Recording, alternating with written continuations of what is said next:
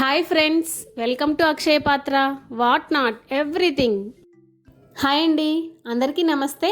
ఈరోజు వీడియోలో మన స్పెషల్ రెసిపీ వచ్చేసి హోమ్ మేడ్ బన్స్ అండి. ఈ బన్స్ చేయడానికి మనము ఓవెన్ ఇంకా ఈస్ట్ ఇవేవి వాడట్లేదు. అన్నీ ఇంట్లో ఉన్న పదార్థాలతోటే ఈజీగా, సాఫ్ట్గా, ఇంకా ఫ్లఫీగా, అచ్చంగా బేకరీ స్టైల్లో బన్స్ ఎలా తయారు చేయాలో ఈ వీడియోలో చూపిస్తాను. ఇంకేమాత్రం లేట్ చేయకుండా వీడియోలోకి వెళ్ళిపోదామా? ముందుగా నా ఛానల్ని ఎవరైనా ఫస్ట్ టైం చూస్తున్నట్టయితే సబ్స్క్రైబ్ చేయండి. అలాగే పక్కనే ఉన్న గంట కొట్టి ఆల్ అనే ఆప్షన్ని సెలెక్ట్ చేయండి. నేను ఇలా వీడియో పెట్టగానే మీకు అలా నోటిఫికేషన్స్ వచ్చేస్తాయి. ఇంకేమాత్రం లేట్ చేయకుండా ఈరోజు వీడియో ఏంటో చూసేద్దాం. ముందుగా బన్స్ చేసుకోవడానికి కావాల్సిన పదార్థాలు ఏంటో చూద్దాము.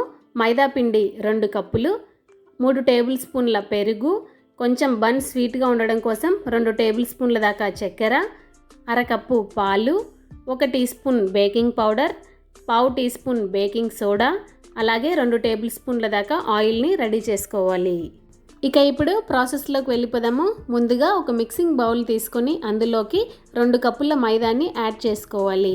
బన్స్ కొంచెం స్వీట్గా ఉండడం కోసం 2 టేబుల్ స్పూన్ల దాకా చక్కెర, 1 tea spoon baking powder, 1/2 tea spoon baking soda వేసి ఈ డ్రై ఇంగ్రీడియంట్స్ అన్నింటినీ కూడా ఒక స్పూన్ తోటి ఇలా మిక్స్ చేసుకోవాలి.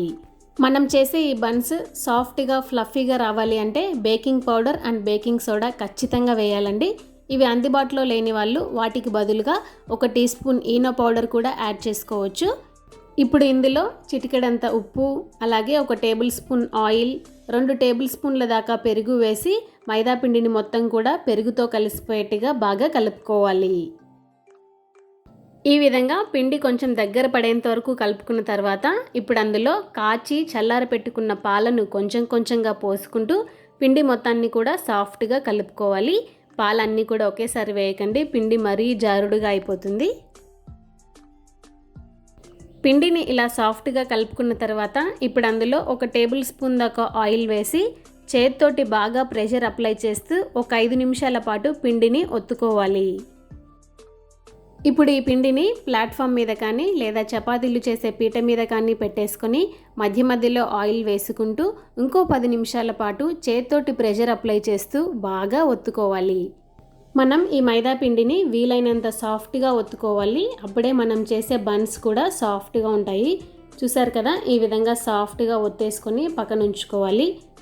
ఇక ఇప్పుడు బన్స్ని బేక్ చేయడం కోసం ఒక ఇడ్లీ ప్లేట్ తీసుకొని ఆయిల్ రాసుకొని పక్కన ఉంచుకోవాలి.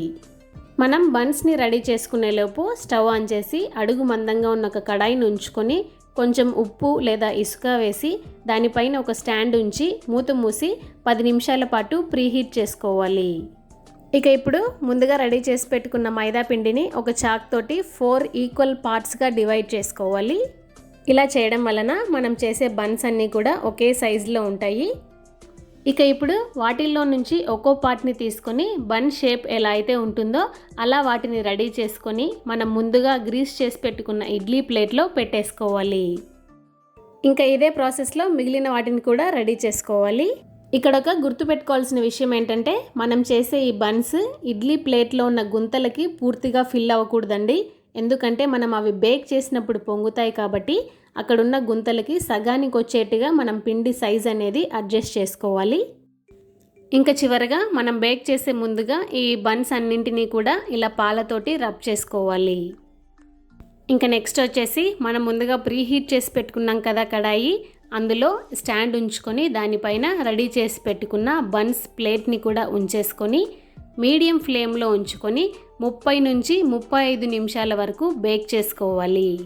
అలా 35 నిమిషాల పాటు బేక్ చేసుకున్న తర్వాత ఇప్పుడు ఒకసారి చూద్దాము. చూడండి, బన్స్ మంచి కలర్లో ఉన్నాయి కదా. ఇప్పుడు వాటిని ఒక నైఫ్ తీసుకొని చెక్ చేసుకుందాము లోపల ఉడికాయా లేదా అనేసి. చూడండి, కత్తికి ఏమీ అంటుకోకుండా నీట్గా వచ్చాయి కాబట్టి బన్స్ పర్ఫెక్ట్గా బేక్ అయిపోయినట్లే. ఇక వాటిని పక్కకు తీసి పూర్తిగా చల్లారనివ్వాలి. అంతే, ఈజీగా ఇంట్లోనే హోమ్మేడ్ బన్స్ రెడీ.